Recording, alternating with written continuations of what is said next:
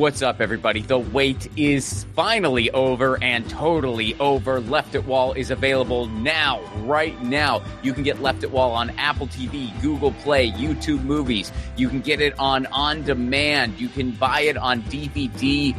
The wait is totally over. Just type in Left at Wall on your search bar on your smart TV, and you can find a bunch of ways to get it. You can watch it now. Again, that's Left at Wall, wherever you get your movies.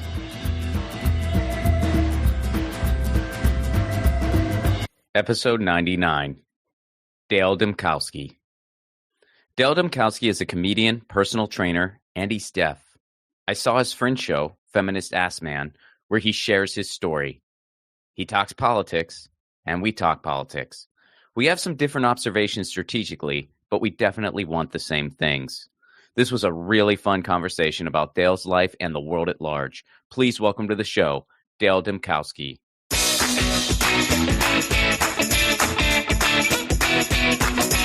Dale Dymkoski, how are you? How's it going, Ron? Nice Good, to see man. You. Yeah, it's nice to see you, man. It's been a couple minutes since our fun summer camp that is the Hollywood Fringe Festival. Yeah, that was great, wasn't it? It was a good time. So you are a personal trainer, a comedian, and you are deaf. And I just want to go through all of this. So first of all, have you always been deaf? Like, were you born that way? Yeah. So hard of hearing, deaf. Okay. It's all the same community. I was born that way. Severe hearing loss. I've been wearing hearing aids since I was 3 years old. And there's been different iterations, through the years. These days, they're so tiny. The technology is so digital and so tiny that it's nobody even can see them anymore. So it's kind of a disability that's gone away with the years, basically. Well, so as far as the spectrum goes, like, can you you can hear? It's just very. Is it faint or like what is it? Yeah, so I can hear. I just can't. Like if you're right in front of me, I'll hear you. If you've got your head, turned, I know you're talking, but I won't be able to make out the words. And then things like watching TV, very hard to just to get the dialogue. So it's kind of like. Maybe if you had like cotton balls in your ears trying to hear. Okay. Interesting. Yeah. So how was that for you growing up? Well, first of all, where did you grow up? I grew up in... Give me the origin story. Yeah, Monroe, Connecticut. I was born in Bridgeport. So Connecticut, Fairfield County. This is basically like the Orange County of the East Coast, kind of. Just right outside New York City, Metro North train right away. And, just grew up, suburban, mostly white, mostly Catholic town, working class. Mom was a nurse. My dad, a social worker. Parents divorced when I was young. And, I was just really focused on sports as a kid. I was pushed into sports. That was it. Sports. And, so that's kind of where I was able to, channel my feelings of insecurity being a kid wearing hearing aids, the only kid in town with hearing aids. And I just became a great athlete. So then that way nobody would make fun of me, Oh, okay. So, well, did you enjoy sports too, or was it just totally a defense mechanism? No, I loved sports. Baseball and football in high school. I played baseball in college. You played in college? Yeah. Oh, wow. I'm actually, not to brag, but I'm being inducted into my high school Hall of Fame. Congrats, October. Man. Thanks. There you go. That's are you gonna go back for the?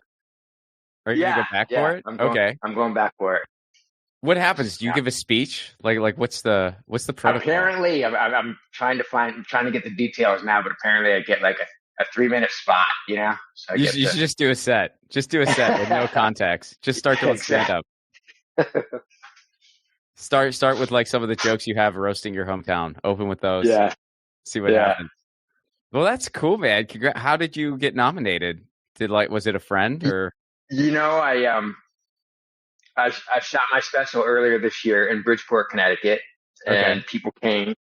And so there was like a little bit of hometown, sort of like there was like an article in the local paper that I was doing my special there. And so one of the teachers who happens to be, the athletic director who's in charge of nominating people, I get to just sort of triggered his memory of me.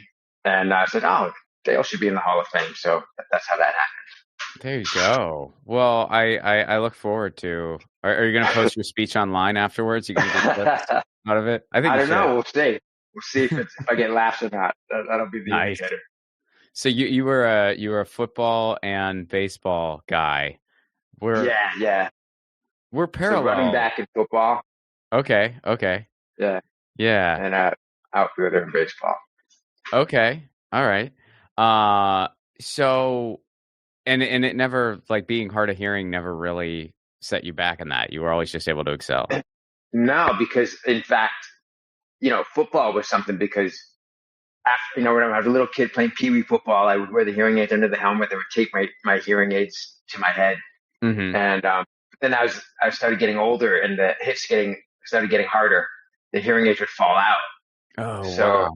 At a certain point, we just decided, hey, let's just not wear the hearing aids. And, what do you need to know anyway? You just need to know what the quarterback's going to say.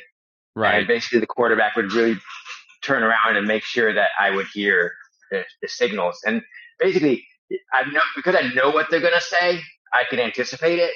Mm-hmm. And so it was never really an issue. And in most sports, it's very visually oriented. It's very like you watch to see what happens. So I always say that my being hard of hearing made me a better athlete, just because it made it so I didn't have to hear things and focus on hearing. It was very visual and repetition oriented.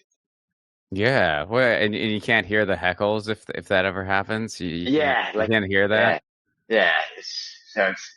You should have played basketball. You would have been so effective at the free throw line, because like they'd be trying to distract you. This just doesn't work. Yeah, but worst basketball player ever. Yeah, I love playing basketball. I'm terrible at it, but it's so much fun to play. I love playing it. It's one of those sports that as you get older and middle age, it's a fun sport to play because you can play it sort of relatively easy, but still get a good workout, Yes. Yeah. So what made you pick basketball? What made you pick baseball over football, or were you just better at it? I was actually, some people will tell you I was a better football player. Actually averaged 100 yards rushing per game my junior and senior year in high school. That's good. I know that. I didn't think I'd be reliving my high school. Well, we start at the beginning, man. So high school's on the road. Yeah. And as a kid, I had like went through a divorce in the home, dysfunctional upbringing. I had a lot of like emotion and anger issues as a kid. So to channel that into football was great. Baseball, I was great from when I was a little kid. As a little leaguer, I was great. And then I got into high school and I was just sort of ahead of everybody. But, they kind of caught up by my senior year. And baseball is a game where you need a little bit more command of your emotions than football. And so that was my downfall in college, wasn't emotionally mature enough to handle the pressure. And I sort of just didn't quite, I had the physical skills. I could hit, I could run. But when it came down to it, and the guys that I saw that were successful, they were really good at just keeping the emotions in check. And I was good at that. Okay. Interesting. So you migrated more towards baseball. Where were you at socially in high school? Like, did you date a lot? Were you popular? Yeah. Were you the typical jock, or were you kind of just I think that if you ask people, you would say that you look back and I was typical jock. Okay. But I came from I think it was a unique high school class, a unique upbringing in that it wasn't split down the middle in those typical ways of like jocks hate the smart people. It was like some of the jocks were the smart people, and some of the artistic people were also jocks. It was like we had a really hodgepodge of good people that went on to do really cool things in different parts of the country. So while I was a jock, there was something else there that you could see. There was something else going on as well.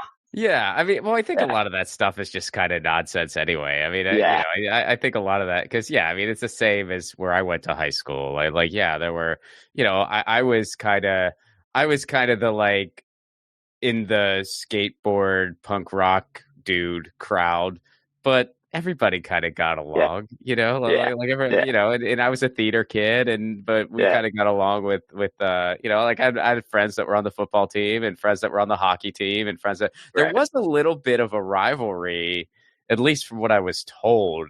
There was a little bit of a rivalry between the football team and the hockey team.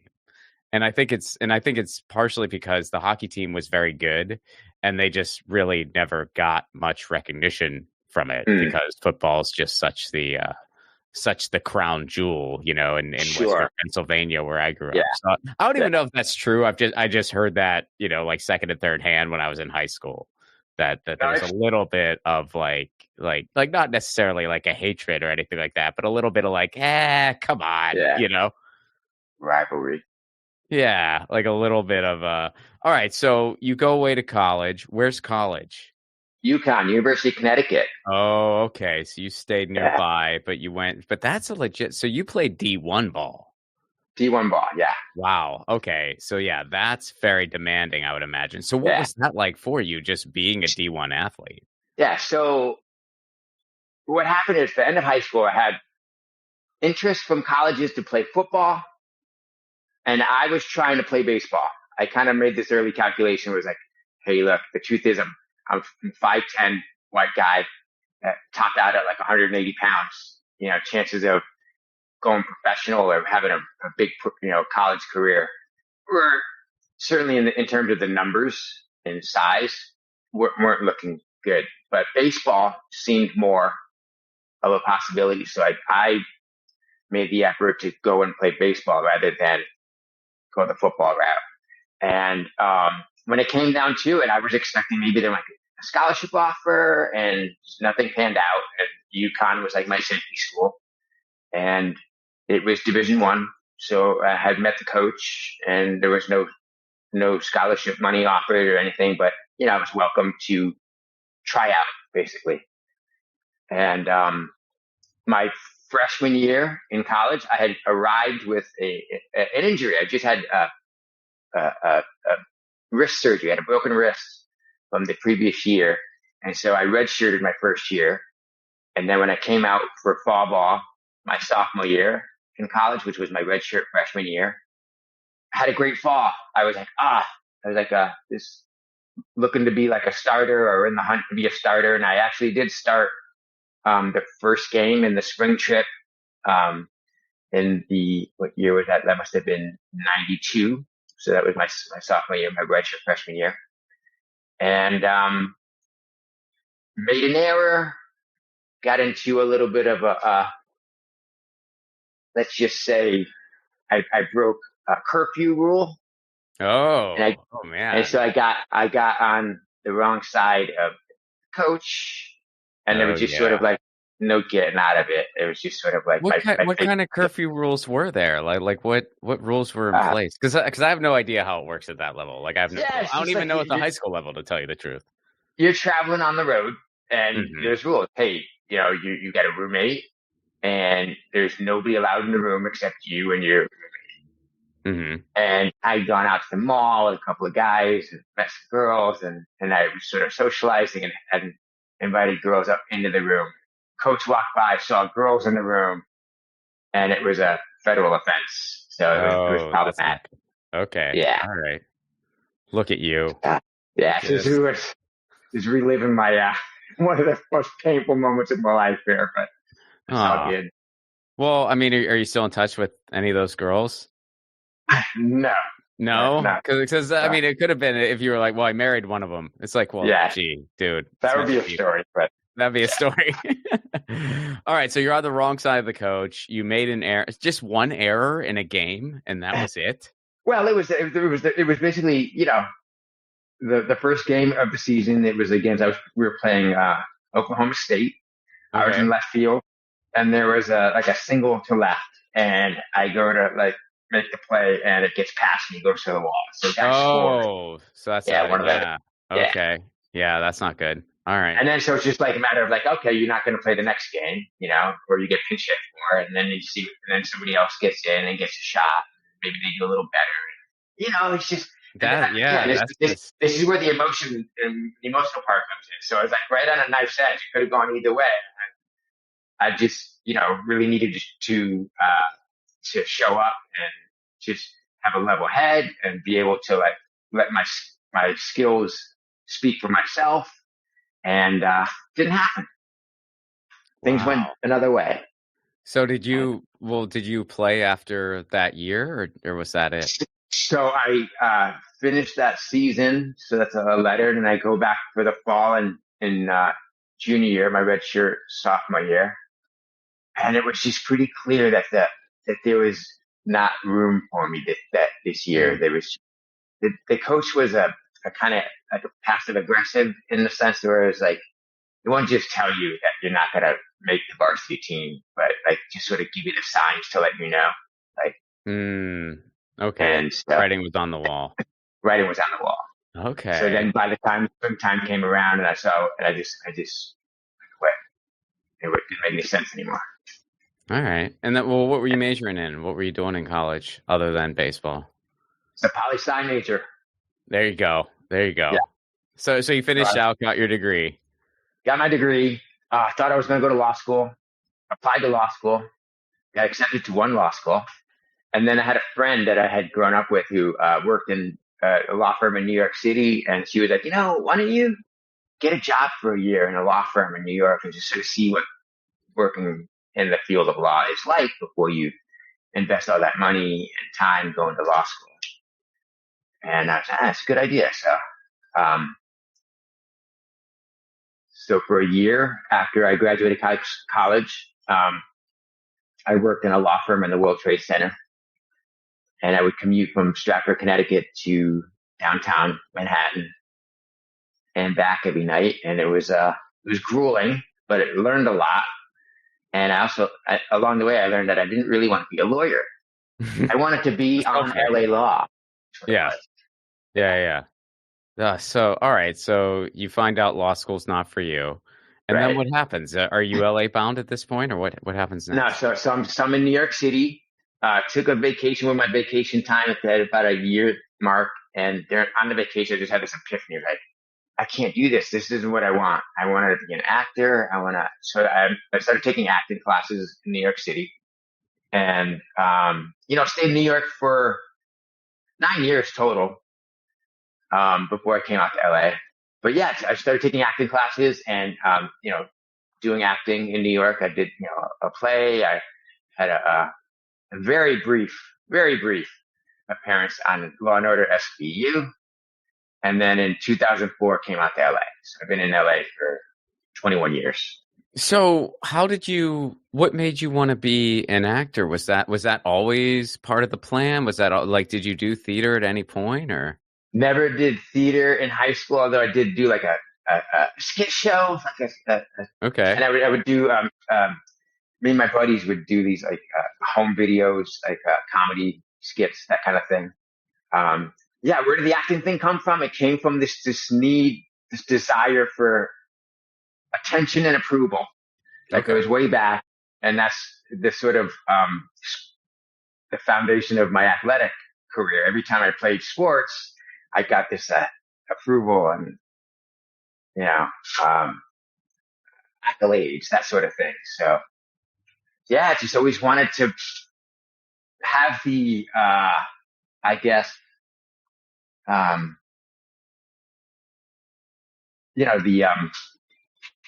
what I'm looking for, admiration, the acceptance of my peers, that sort of thing. Okay. So you go out to LA. What made you decide it was time to leave New York? I I took a trip out here.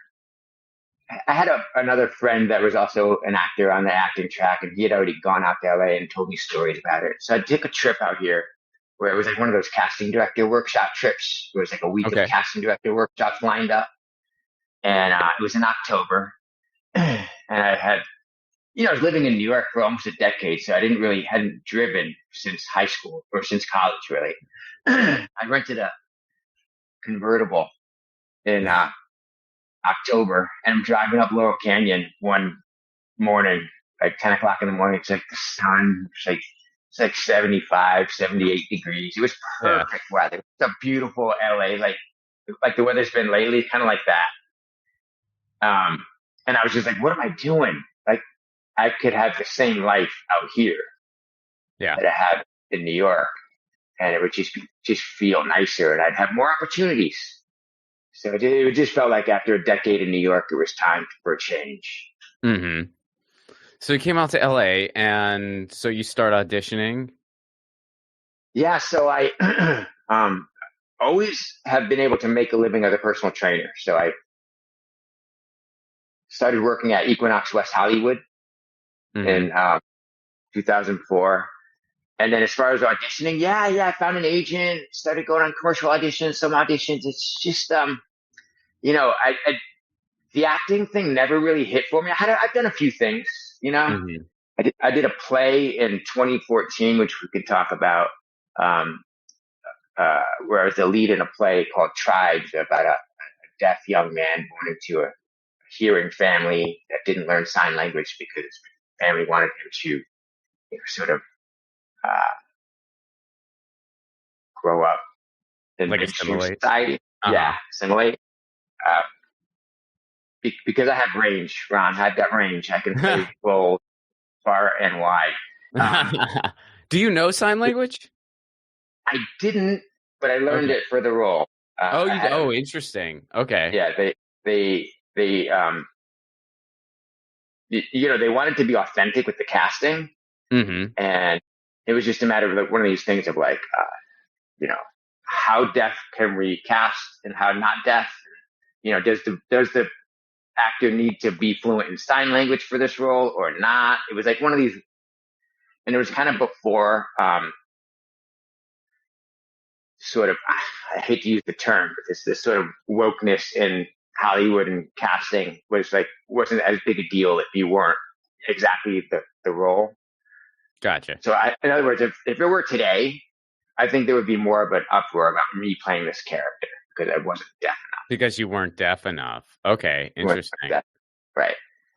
In fact, there was a little bit of online. People had asked the theater, hey, we don't really know. Is he really, is Dale deaf enough, basically? Wow. And, okay. And how did basically people respond to that? Well, the people in the community that were involved with putting on this play and telling this deaf story, that sort of the deaf community in Cincinnati was like, that's his experience. He is, born with severe hearing loss, and like the character, never learned sign language. So, it's just pretty much authentic casting. The only difference was he was like a little bit more deaf than me, over the line of where it would be called profound deafness. Okay. I have severe hearing loss, and that line is pretty sharp. And when you're going to hear, speech impediment or like a deaf voice kind of thing. So that was the only thing. So that was a great experience, a great acting experience that I had. I don't want to. That was here in LA? That was actually in Cincinnati. Oh, interesting. So how did that happen? But you got casted out of LA. You probably know as a great theater town. No, it is. Cincinnati is actually known to have like a little bit of a theater scene. There's like 3 main theaters there. Terrific actors. There's like a Shakespeare theater in town. No, I actually know a couple. I know a couple theater people based in Cincinnati. So yeah. Yeah. It blew my mind. I had no idea I was going to like sort of like a little off Broadway. It's basically like the sets were like top notch. There was like a whole team that was like working. I was just very impressed with the caliber of theater in Cincinnati, and particularly the actors. They cast out of LA. They were looking for somebody authentically hard of hearing or deaf to play this role. And I think that, and this was the beginning of this play making its sort of like regional um, uh, uh, uh, debut. And I think what happened is the guy who already played it that they were hoping to get, he didn't take the role. Like he went somebody, it's the classic. Oh, we thought we were gonna have that guy. Now we got to go with somebody else. We got to find somebody else. Yeah. And I just think that I was on a short list of people that could qualify to play this role. Mm-hmm. But I had a great experience. It was awesome. Terrific people, terrific actors. I came back to LA after that thinking, oh, wow, this would be a feather in my cap where I can, maybe get some TV work in LA, some like good, solid TV work, and that didn't really happen. that didn't happen. And then so I went into a depression, and that's kind of around the time when I found stand-up. And there stand-up, you go. That's the story. I was in depression, and so I found stand-up. Yeah. Well, let me just go back. It was actually, I found stand-up right before I went away to do this play. So I had done stand-up for about a year and a half, went away to do this play, didn't do stand-up while I was doing the play. And then when I came back to LA thinking I was going to be able to build on my career from that experience and fell into a depression and didn't do stand-up for about 3 years. Oh, wow. So then I came out of the depression, started working again, and then got into stand-up again, like for good. I was like, oh wow, I now get like why I love stand-up. It's because it connects me to people. Mm-hmm. It's a channel for my creative impulses. It's a channel for to communicate the things that I want to talk about, the things that I believe in. But I don't know if you have experienced this or feel the same way, but I just feel like as somebody who's experienced depression, that the act of going into a room full of people and just sort of sharing an experience, whether there's through laughter, through humor, just sharing stories and talking with people in the same room physically, just has an uplifting effect on my mood. So just the act of doing stand-up comedy is like a really good anti-depression thing to do. Oh, I think so. Yeah. I mean, it's just a rush. I mean, every time, and I've gone in waves with my with my kind of appreciation of that, admittedly, which is like a personal flaw.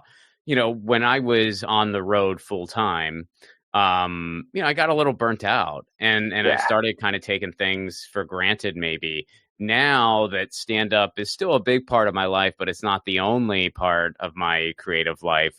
Now I just enjoy it so much and I really cherish it. And I treat every set like it could be my last, no matter what it is, whether I'm doing an hour or whether I'm doing an open mic. I mean, if it's an open mic, I'll experiment a lot more and try new stuff because that's what you're supposed to do there. But I still, appropriate to the venue, I will treat every set as if it's my last. And partially because I just love stand-up and partially because I wonder if this will all be illegal pretty soon. But but yeah, man. So I hear you. I mean, it is a huge kind of dopamine rush and it is just a huge, like it just puts you in such a good place. Like just the nervous energy and just the rush of it all is a very, very special thing. Well, were you still doing the personal training throughout all this? Like, was that always kind of the constant to just keep the bills paid? It's always been there to keep the bills paid. Yeah. I happen to just be, really good at it. Like just out of the gate, like just because I've been lifting weights since I was 12 years old, since, I've been working out my whole life, played in college, worked out under, a D1 strength program, so when I got to New York, I started working as a waiter and I had a few like restaurant jobs and that wasn't going great. Got fired from one, got assaulted at another. Whoa, what happened there? How'd you get assaulted? Oh, just like a drunk, like Friday night thing at Okay. place I was working, just not me, the customer. Okay. You weren't drunk. No. But anyway, it became clear that I could probably earn my living a lot easier showing people how to lift weights. And there's a market for it, as you know, in big cities, Yeah. New York and LA. And I just kind of picked it up, got a knack for it right away. And, you know, everybody wanted to train with me in that place that I was working at. Then I went on my own, had my own business for a while. Then I worked at Equinox. And so I've had my hand in different aspects of the fitness business for the past 25 years. In ways that have just been very helpful to me. Like, I just credit a lot about my career as a personal trainer is sort of helping me learn about the world, learn about people. When you work very closely with people, 2-3 times a week, you really get to know them. And, I've had just a great privilege on both coasts to be able to train all kinds of people, all different, ethnicities, race, religions, sexual orientations, political beliefs, ages, all ages. So I've always, there was a period of time where I was like, I can't train forever. I gotta make my living in the entertainment industry and putting pressure on myself. And then I got to a point where I was like, hey man, the universe wants to pay you to do this job. And you can dictate how much, you as in me, can dictate how much I want to work. And fortunately, that's where I'm at now. And it's just kept me plugged into people. It's been a constant that's helped me, especially dealing with depression. It gives you a reason to get up in the morning and do something for somebody else. Even though they're paying me, it's not like it's selfless, but it gets me up. And so does the physical fitness help with the depression? Yeah, for sure. Like anytime you go to a doctor and you tell them you're depressed, the first thing they're going to ask is, do you exercise? Because that's the first way to get blood flow and endorphins going to your brain. And that's like step number one. So big proponent of physical exertion, physical fitness. And it's just been a big part of my whole life. It's just been like a staple. It's like where I moved, I'd have to join the gym, make sure I had that in place. That's like one of the first things that just has to be in place. So, getting into more recent times, so your Fringe show, Feminist Ass Man. Yes. Yeah. So I loved it. I really enjoyed it. Based on the title, it was not what I was expecting. Interesting. Yeah, like I just wasn't. So why don't you just kind of unpack it, like describe that show to anyone who hasn't seen it? Yeah, sure. And thank you for coming. I was really, really glad that you enjoyed it.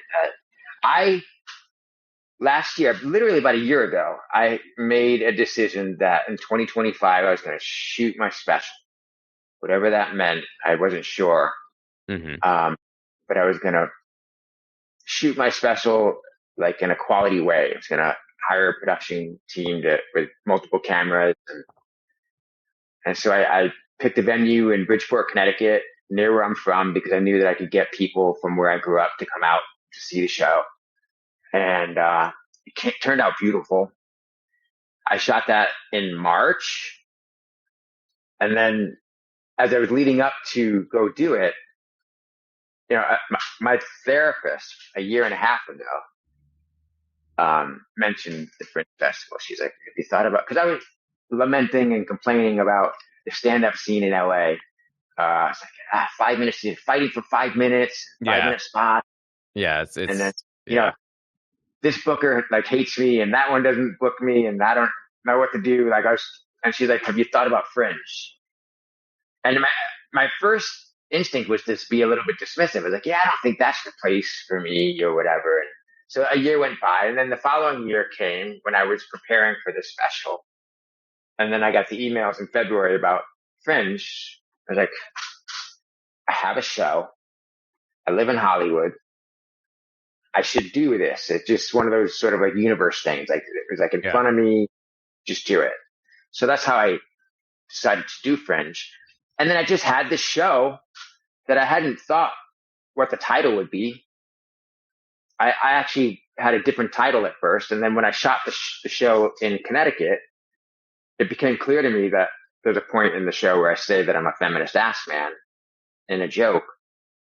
And that maybe wasn't the funniest line in the show, but it stopped. There was just like a lot of energy in the room paid to that. And when I watched it back, I was like, okay, that's the title. That's the title of what, if you're going to title a special something, that's the title. And then, so when Fringe came around and I started socializing and meeting people and just, I had no idea what to expect. I'd never done Fringe before. Mm-hmm. And then, as you know, when you go on the Fringe website and you see how they sort of break down how to title your show, how to pitch your show, it gives you sort of marketing advice, And then I thought about it. And the more I thought about Feminist Ass Man, and the more I thought about the sort of the spine of my show, which is about, not wanting to be boxed in label-wise. No, it totally makes sense. I mean, I didn't mean it like I just meant like my own thing. Like it just like it totally works. And when you see the show, it totally adds up. It just wasn't like it was just a little different than what I was expecting in a good way. Actually. I'm sure a lot of people felt that, because I think sometimes people hear that title and they think it might be like, misogynistic or like bro-y or the opposite, where they think it's going to be like preachy, even. Preachy, right. And it was and it was like none of those things. It was very, like it made sense in the context. Yeah. The truth of the matter is, it was just literally my stand-up hour, and I was trying to like just give it a hook, Yeah, totally, man. And the hook revealed itself. I didn't even think, I was going to name a show this. Like it just revealed itself. That's what it should. Because before that, I was calling it Unlabelable. What does that do for you? Nothing, right? Yeah. No, you made the right call, I think. Yeah. I feel you.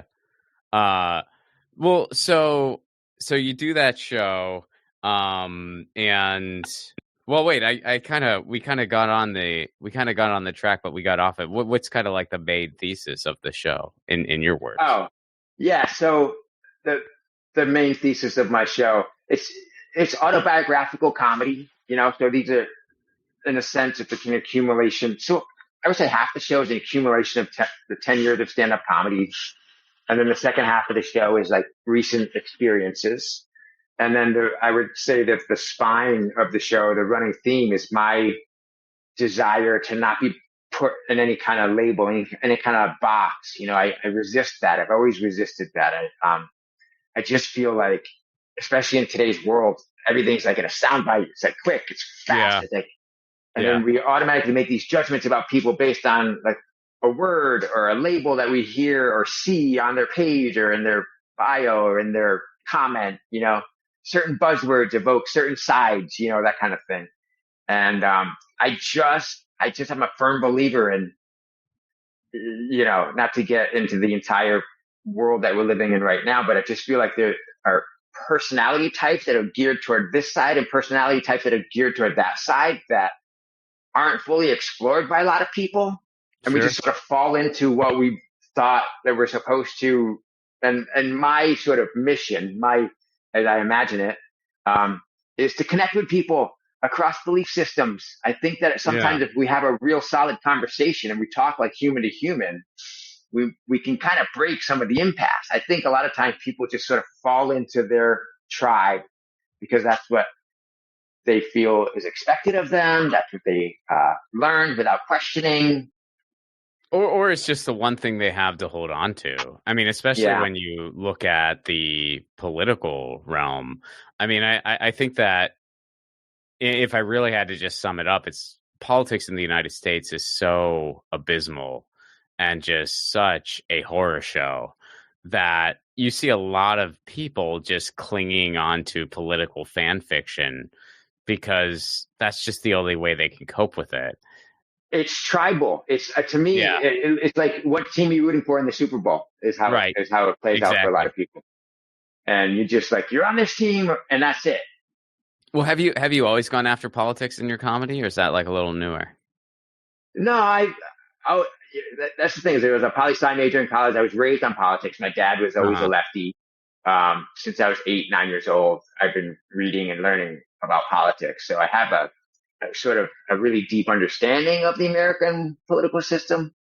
And so about a year and a half ago, I started a TikTok account just to sort of channel that energy somewhere, because in 2016, you know, that fight was on Facebook, and we saw how that went. You know, we saw like how people don't talk to each other anymore. People are unfriended. People are blocked.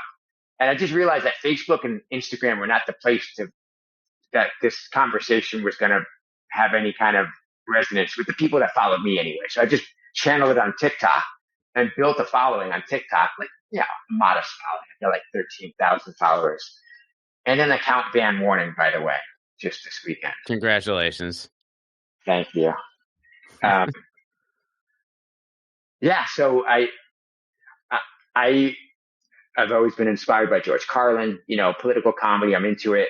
I'm into talking about politics. I take seriously the, this idea, this concept, this responsibility that comedians are the truth tellers in society. They're the only ones that don't have to side with somebody. We're the ones that's how it's supposed to be. I don't know if it's really playing out that way right now, but we can have another larger conversation about that. But I think that the people you're talking, you might be referring to, like the Rogans and whatnot, these are big money makers. So money's changed them. When you're worth $200 million, you're not a comedian that's just like going out there saying you're what you believe for that night. You have a whole media empire on your shoulders, and that profit is what factors into what you're saying. That's what I totally think about the growth sphere and what's come up for them lately. Yeah, well, there's just a huge appetite for it. There's a huge audience there, and a lot of times it's like, typically the right, and this is also something as a lefty. This is some kind of introspection I think we all need to have. And I forget who said it first, so I can't give the credit. But it's, the right looks for converts. The left looks for traitors. There's truth in that. It's just the reality. And so when you're a podcaster or whatever, you're just going to get a lot more clicks on the right. You just are. There's more money there. There's more clicks there. So, if you're kind of just all over the place or out of the box or whatever, it's not surprising that a lot of those people migrate that way. That's where the bread will be buttered, So I wish it wasn't that way. Yeah, my problem with it from a comedian standpoint is that basically, in effect, what those guys are doing is pandering. Right? Of course, that's exactly what it is. Yeah, you're telling the audience what they want to hear because they're gonna just click more money. Oh, totally, dude. Yeah, I'm not justifying it. I'm just saying that's what's happening. I know you're not. I know you're not. But I think from a comedian standpoint, that's how it makes sense to pick it apart. It's like, dude, you're pandering. You're not being your real, authentic self. Mm-hmm. So that makes you suck as a comedian. I'm sorry. Like, you're just doing something for money as opposed to what you. No one's gonna care though, dude. Especially it's like the clubs and stuff. If you're filling up seats, they don't care what you're doing. Oh yeah. There's some comics out there that are borderline Nazis, and because they can fill seats, nobody cares. It's freaking sad in many ways. And when you look at and I'm not trying to get on a soapbox here. That's not the point of this show. But it's just like when you look at what passes for just thought, like just quote intellectual thought in our contemporary society, and thought leadership, it is disturbing on so many levels, just beyond disturbing. And you're kind of looking around going like, how do we fight back against this? And I feel like comedy is very lacking right now, and I include myself in that. We're all part of it. I try to be part of the solution, But I think a lot of us are just looking you around, and well, I think a lot of us are just overwhelmed, going, "Holy shit!" I mean, I think all of us are to a degree. Yeah. But there are times where you're just like looking around, and you just feel like, "Holy shit, man! Where do we go from here?" Yeah. I don't know. I kind of think that there's an opening. I know that we've heard about this, and maybe you don't agree, but there's this opening for the Joe Rogan on the left. But I do think, and to kind of bring this back to what I hope my show would be about, is that there's a new way for people to be thinking about what's masculine, what it means to be a dude, to be a guy, and you can be a guy and have, sexual thoughts and sexual feelings for women and not be an asshole. Right. That's allowable. Yeah, you don't have to be a dick. Yeah. So my hope is that there can be a lane or opened up after all of this for people who, have empathy for others and are good people and espouse those things and also can be funny. I think that can happen. No, I hear you, man. And I'm not usually that optimistic. No, I hear you, dude. Well, I do share that hope. And I do think that there's something to be said there. Because it's sort of like, especially very difficult economic times usually do lead to, revolutions in art and culture. It's just right now there's a pretty significant fascist stranglehold on all of it, unlike anything any of us have ever seen in our lifetimes. So it's, there's also that fly in the ointment as well. So it's definitely a wild time to be alive and to be participating in things. And sometimes like when I just go out to shows and stuff like that, and I'm not one of these people who thinks, oh, your entire hour needs to be political. Mine certainly isn't. I like to talk about other things. I like to talk about, goofy things about being married. I like to talk about my neighborhood. I like to talk about just other observations. But I certainly like to talk about what's going on in the world. And when I see people shying away from it, I'm just kind of like, well, what is the point then? Like, what is the point? I'm with you. And I think it's an important thing to be talked about, because it's basically the political situation that can be boiled down to in comedy terms as the elephant in the room. Like, how do we get up there and talk about like innocuous stuff when there's such horrible things happening, like right under our noses, right? Like, especially here in LA, the ICE raids, like people getting dressed, people not going to church anymore because that's where they're going to set up in the church parking lots to get people. To detain people, so we were invaded. LA was literally invaded. That's like what happened. Like people try. Well, it's like, no, that's what happened. And then, our leadership, I mean, what Trump did was just evil beyond comprehension. And then our leadership really fumbled big time. Like Karen Bass should have never implemented that curfew because that was basically playing the fiddle for him. She should have never done that. She should have been like, get out of here. We don't need a curfew, so we're not having one. That's what should have happened. And same with Newsom. I think Newsom should have showed better leadership too. They're not. He did pretty well. I thought he did pretty well standing up. Did you see that interview that he did? He did like a social media clip, like a 3-minute spot where he really, really went to town. And this was like right during that week, where he said, if you're going to arrest somebody, come after me, that kind of thing. He had some good sound bites, dude, but you really need to. This is a time where if we really had bold leaders that were really putting, well, I hate to use the phrase California first because that's been hijacked by some very, very gruesome entities. so that we're really just thinking about California as a state. I mean, he could really have played hardball and just been, what? We are, we supply 3/4 of the nation's produce. We supply all these things. We have the 4th largest GDP in the world. You do not get to come in here. You can't do that. And he could have rallied people even in MAGA world. You guys are supposed to be all about states' rights, right? Isn't that your thing? You're all about states' rights. Well, how do you justify this? We're telling him not to come here. He's coming here anyway. If Joe Biden was doing this or any Democrat, y'all would be flipping shit day in, day out. How comes it's okay when your guy does it? I mean, that's the type of backbone he could have shown there. And he had the camera and he had the opportunity. Karen Bass could have done that on a local level. She should have never implemented that curfew. That was a huge fumble. So yeah, no, I don't have much love for anybody in leadership.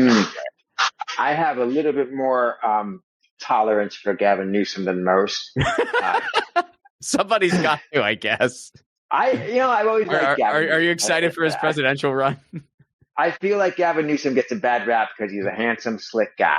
That's what, I think there's other reasons people don't like him, but yeah. Well, I can understand his likability is an issue. I'll go with you there. His likability is an issue, but I think politically he's made a lot of done a lot of terrible things, done some okay things, but done a lot of terrible things.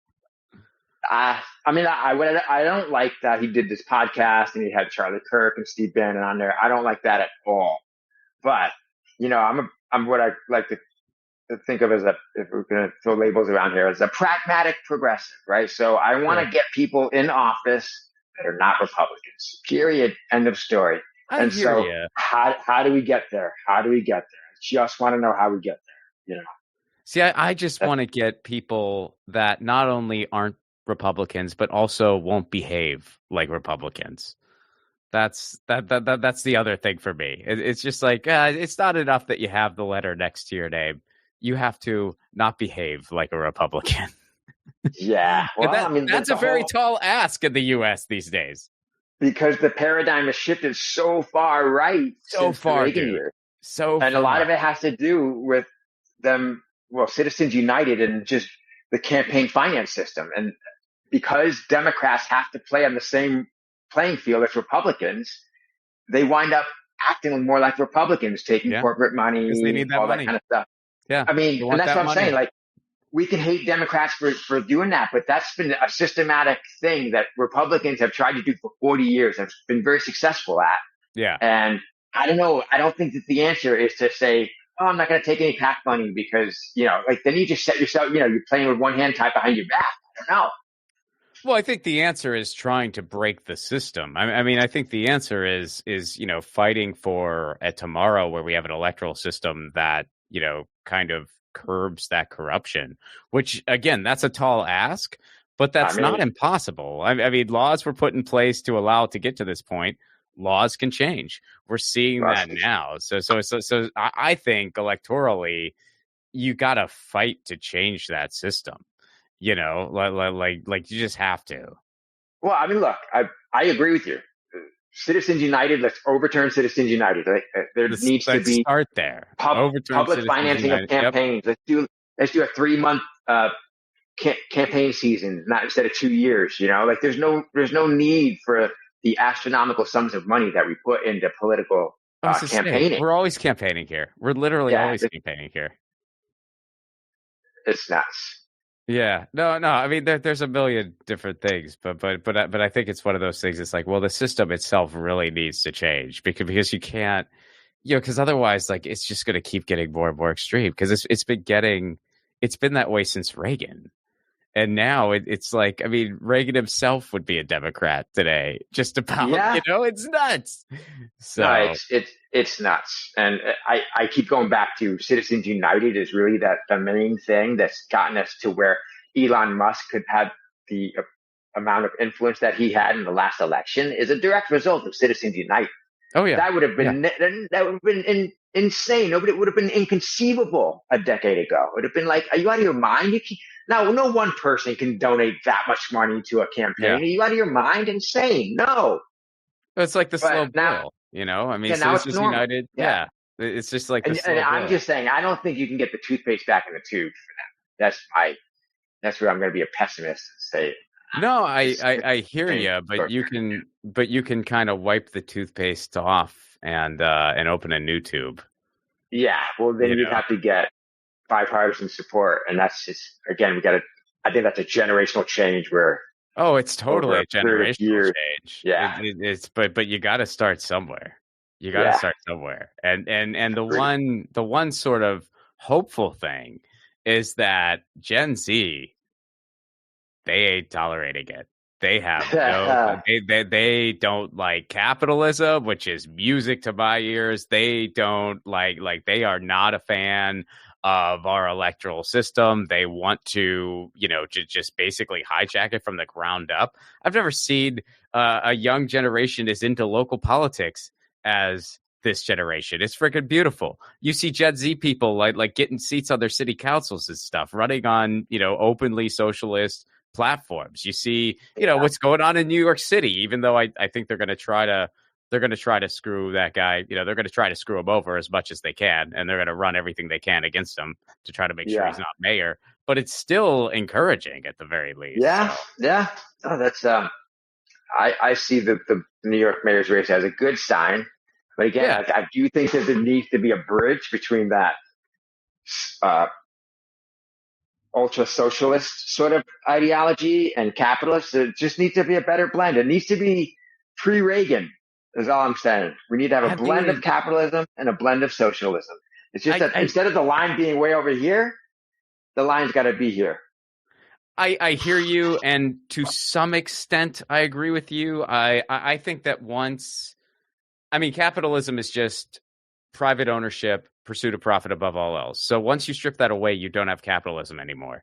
So to me, it's just like, well, we need a little bit of That's like saying, well, we need a little bit of shit, just a little bit of shit, but not too much shit. I think it should just be shit free. But like I think what you're saying in the pragmatic sense, if we could get to a more social democratic place, that'd be a huge step forward. Even though my personal politics are to the left of that, but for the United States, that would be night and day compared to where we're at now. I mean, that's how I would like to see it play out, is like people like you and the movement that you're talking about, that we are able to join forces with people that are more in the center so that we can I don't know. Do you think that's starting to happen? Because I think amidst the people that is starting to happen. I don't know. What do you think? I don't know. I've been burned before in the past 10 years. We all have. I don't know, man. I just take a little bit of solace. There are stuff that like basically, and when I say this, I mean amidst like regular people. I don't mean amidst the people in power. But there are things that kind of normie Dems are saying now that they weren't willing to say 8 years ago or even 5 years ago. Just about like how they're just tired of leadership just being asleep at the wheel. They're tired of this centrism nonsense. They're tired of this incremental stuff, and they want a true alternative to what's happening. And I feel like 8 years ago, like a lot of people weren't quite there. But I think now they are, and I don't know how you I'll push back a little bit. Yeah, I'll push back a little bit there. I feel like the people that you're talking about that say those things don't understand how the system works. Nothing can happen without control of the House. Nothing can happen without 60 senators. It's like that simple. It's like you get there. And so how these Republicans are able to win elections, taking people's Medicare and Medicaid and repealing Obamacare, any kind of nutritional supplement, SNAP funding, like it's cutting all kinds of social net programs. How do they win elections? I just don't get it. Yeah. Well, I just don't get it. I think people are just seeing that the opposition is just not bold enough. And so it's like, I mean, I think those people, they do understand that. They're just saying, this is what we need to do to win, because so vote for the people that are going to take food out of my mouth. I don't know. No, don't vote for them. Don't vote for them. Try to get people elected, get people winning primaries that are actually going to be a bold alternative and are going to win over the largest voting swath of this country, which are people who don't vote.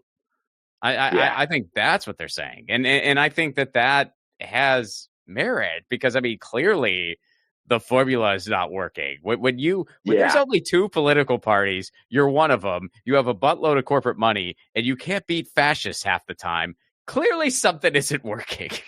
Yeah, well, that's what, to me, it's the corporate money. You hit the nail on the head there. It's lobbyists. It's the lobbyists run the show. It's whoever they're going to get the funding for their campaigns, and that's the huge corporate interest. And I just don't see, how we get there without socialists and social democrats being willing to, to work with centrist and centrist Democrats. What I see online a lot is a lot of vitriol from people from the far left at people in the center. That you see this language like neocons and neoliberals and that sort of thing, and that needs to stop. People like getting mad at like the Never Trump Republicans, the Lincoln Project, and the Bulwark. Like these people are like staked out in the center, saying, "Hey, this is the American system, and you're not going to take down capitalism. Not right now. You're not. Sure, so I come hear you. over and just." But how do you? I mean, the left in the United States is by far the smallest voting bloc. Like it's just by far the smallest. Like the least amount of people, the least power, and they're the ones always excluded. So it's kind of like they're saying, well, you need to unite with us. Okay, well, here are some of our ideas. So shut up. Okay, well, I thought you were inviting us in. No, we're going to invite Chris Christie in. We still hate you. Okay, well, this is, I mean, it's like you can't tell people how much you hate them and how much you don't want them around and then blame them whenever you lose and expect them to be like, all right, can I have another? I mean, so it's kind of like, I don't disagree with what you're saying. Yeah. But I feel like I don't disagree with what you're saying either. I just feel like we don't quite understand. I think that there's a lot of the political chatter class still thinks that we're living in a system that was in the 20th century. Sure. And instead of now. So you may have some merit there that there are a lot more people on the left if they heard things like universal health care and, sure. Universal pre-K, like these things that are really help working class people. Maybe they will come out and vote more. Maybe that if that was really a thing that was on the table, you might see that voting bloc galvanize. But well, I mean, dude, look at what Bernie accomplished. Yeah, I mean, look at what Bernie accomplished, and there were definitely some mistakes in both those campaigns. But it's like really the establishment was not going to let that happen. How do so many? This is the thing that drives me nuts. Is how do so many people go from being Bernie, and then vote for Trump? Honestly, if I had to answer that in one sentence, I would say this: the country was ready for a real populist left shift, and that was denied to them. So a bunch of people fell for a fake one, which was Trump. They fell for. So it's basically he has that. He at least exudes. If you're not listening to what he's saying, he at least exudes this sort of like. This whole populist anti-establishment, anti-establishment, and it's all nonsense. It's all complete nonsense. But people fell for it. Enough people fell for it, and they're still falling for it. And another thing is like the Bernie movement. For a lot of people, that was their introduction to politics. And instead of really kind of keeping those people and inspiring those people, the whole movement kind of shattered. So people migrated to different things, and some of them migrated to Trump, and it's it's just really a collective failure, and I don't know how exactly it happened. I wish I had those answers. I just know that I don't want to see it happen again. Yeah, I will say that I paid a lot of attention during that 2016 election, and the misinformation that was put out there, like. They want to say Russia hoax, but that Russia was really involved in spreading misinformation and dividing the left. A lot of the stuff that they sent in there, it really happened. They were trying to. Yeah, it happened. They did. They threw memes out there. They spent like $1,200 or something like that. I mean, I'm not going to say it wasn't there. Of course it was, but. I think the systemic problems, the systemic problems are coming from inside the House. Yeah. I mean, literally the House, the Congressional House. Yeah. But I hear, I mean, it's like, the hyper tribalism online doesn't help any of that. And I'll go back to this, that it's these things, that this is, the information thing that's just being shoveled into our brains. Our phones, this is what's getting people, to do things. It's information overload, and then it's a tool to, hate to say it, but like brainwash people. Sure. And that's why we're so split. We're so split, man. Well, we got to wrap up here, man. I knew we would get off on some politics, so that's good. But where can people go to learn more about you? Okay, yeah, you can just go to my website, DaleDymkoski.com. My handles on most social media is @DaleD33. So if you just @DaleD33 on Instagram, on TikTok, I should come up. And yeah, TikTok is my main platform of choice at the moment. Nice, dude. I wish I understood it better. Yeah, no, I'm on it. I'm not good at it. Yeah, no, honestly, it's find one thing that you like to talk about that you are good at talking about. One thing. Just one topic. And then people that like to hear about that topic, you'll be put out there to them. So I started talking about politics last year, and specifically, campaigning for Democrats and saying why Trump was such a horror show and why he should not be elected. Every day I would just do something about that. And it got people in my feed that want to hear that. All right, man. Dale, thanks so much for doing this, buddy. You bet, Ron. It was a pleasure chatting with you. That was Dale Dymkoski. Check out all of his stuff. Follow him on TikTok and Instagram. Music for the 1000 Podcast is provided by Andrew Saxon. I'll be sure to check out his podcast, the Baywatching Podcast, wherever you get your podcast. Leave us a 5-star review, would you? Make sure you're subscribed on YouTube if you get this on YouTube, or wherever you get your pods. Make sure you're subscribed. Give us a 5-star. Give us a review. It really helps grow this show. And if you want to support this show on the sustainability end, you can do so over patreon.com/Ron Placone. For a Get What You Can level, you get all kinds of exclusive perks. We do a Zoom hangout once a month. I post full stand-up clips not available anywhere else. And there's insider information on upcoming film projects and events. And that's all for a Get What You Can level. Oh, also, you get the 1000 episodes before they're released to the public. All right. This is 99. This is okay. We are reaching that 100 mark. Next week, we will be a 10th of the way through this project, which I know that doesn't sound like a lot, but considering I feel like I just started this thing yesterday. It's going really fast.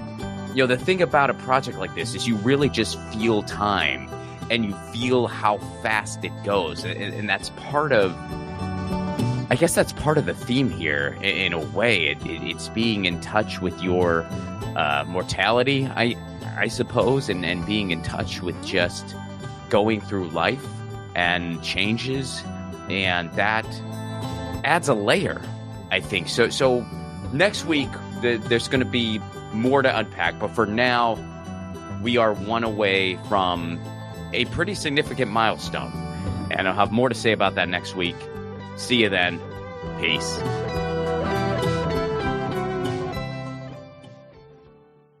Hey guys, Ron Placone here. Take your own 1000 challenge. No, you don't need to interview 1,000 people, although if you want to do that, go for it.